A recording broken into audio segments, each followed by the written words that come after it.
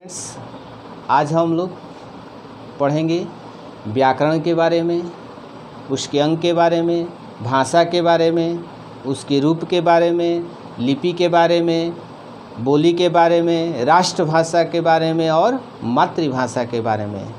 तो आप वीडियो को कंटिन्यू देखिएगा, स्किप मत कीजिएगा, क्योंकि बहुत ही इम्पॉर्टेंट चीज़ आप लोगों को आज बताएंगे। और ये चीज़ जो है लोअर से लेकर हायर तक सभी क्लास में जो है स्टडी करना है। तो आप जो है वीडियो को स्किप मत कीजिएगा, कंटिन्यू देखिएगा। और आप लोगों से पुनः एक बार रिक्वेस्ट कर रहे हैं कि आप जो है लाइक और सब्सक्राइब करना न भूलें, क्योंकि आपके लाइक और सब्सक्राइब करने से हम लोगों का जो है मनोबल बढ़ता है, जिससे और जो है काम करने में जो है उत्साह जो है हम लोगों को मिलता है। इसलिए लाइक और सब्सक्राइब करना न भूलें। तो चलिए हम लोग स्टडी करते हैं। फर्स्ट में है व्याकरण।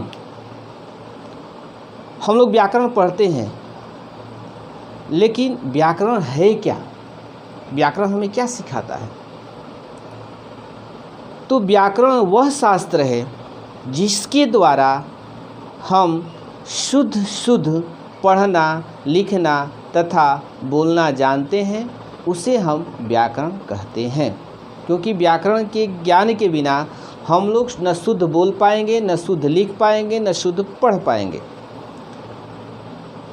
जैसे मान लीजिए कि गाय है, अगर कोई बोलता है कि गाय दूध देता है, तो फ्रेंड्स ये सेंटेंस जो है आपके तुरंत माइंड में आएगा कि ये सेंटेंस तो रॉन्ग है, गलत है। तो कैसे आपको मालूम चला? क्योंकि व्याकरण आपको बताता है कि स्त्रीलिंग के साथ हम किस तरह का सेंटेंस का प्रयोग करेंगे, पुल्लिंग के साथ किस तरह का करेंगे। क्योंकि हम लोग जानते हैं कि गाय स्त्रीलिंग है, इसलिए यहाँ पर गाय जो है दूध देता है नहीं होगा, गाय दूध देती है। तो कैसे बोध हुआ फ्रेंड्स? तो व्याकरण के द्वारा।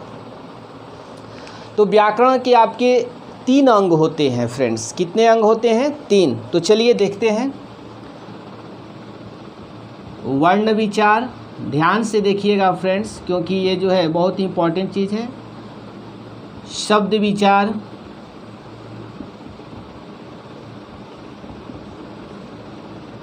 वाक्य विचार। व्याकरण के अंग हुए फ्रेंड्स वर्ण विचार, शब्द विचार और वाक्य विचार। क्योंकि व्याकरण जो है आपके वर्ण पर भी जो है विचार करता है कि आपका जो वर्ण है, अक्षर है, सही है या गलत है। इसके बाद शब्द विचार, यानी कि आपके शब्द की शुद्धता का भी ज्ञान कराता है। और वाक्य विचार, जो हम सेंटेंस बोल रहे हैं, लिख रहे हैं, वह सेंटेंस जो है व्याकरण की दृष्टि से सही है या गलत, ये जो है हमें कौन सिखाता है? व्याकरण सिखाता है। इसके बाद चलते हैं भाषा। भाषा जो है क्या है? जैसे अभी हम बोल रहे हैं आप लोगों को फ्रेंड्स, हम अपनी बात जो है आप लोगों को कैसे बता रहे हैं? तो भाषा के माध्यम से। अगर भाषा नहीं रहता तो हम एक दूसरे की बातों को जो है नहीं समझ पाते। तो भाषा क्या है? तो भाषा का डिफिनीशन होगा जिसके द्वारा हम अपने मन के भावों या विचारों को दूसरे के सामने प्रकट करते हैं, या दूसरे के भावों या विचारों को समझते हैं।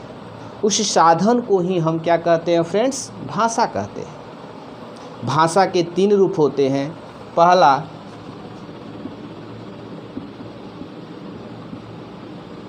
लिखित भाषा,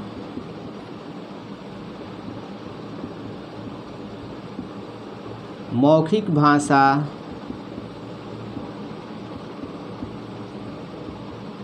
सांकेतिक भाषा।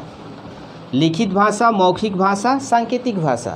फ्रेंड्स किसी बुक में आपको जो है 2 ही भाषा लिखा रहता है कि भाषा के 2 रूप होते हैं। तो लिखित भाषा किसको कहते हैं? तो जिस भाषा को हम लिख कर प्रकट करते हैं उसको हम बोलते हैं लिखित भाषा। जैसे अब पत्र लिखना, जैसे हमारी जो भी पुस्तकें होती है वह किस भाषा में होती है? लिखित भाषा में। समाचार पत्र, पत्रिकाएं, उपन्यास, ये सारे कुछ जो है किस भाषा में है? लिखित भाषा में। क्योंकि राइटर जो है हमें आकर बताता नहीं है, वो अपनी बात या विचार जो है लिखित में दे दिया है। तो हम समझ जाते हैं कि वो क्या कहना चाहता है। इसके बाद है मौखिक भाषा।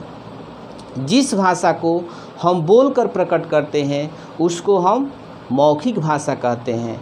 जैसे आपके गली में कोई सब्जी बेचने वाला जो है घूम करके बेच रहा है, तो किस भाषा का इस्तेमाल कर रहा है? मौखिक भाषा का। हम टेलीफोन या मोबाइल पर बातचीत करते हैं तो किस भाषा का एग्जाम्पल है फ्रेंड्स? मौखिक भाषा का है। हम संगीत सुनते हैं, वो भी किस भाषा का है? मौखिक भाषा का। नेता भाषण देते हैं, वो भी किस भाषा का है? मौखिक भाषा का। चलिए अब जानते हैं सांकेतिक भाषा।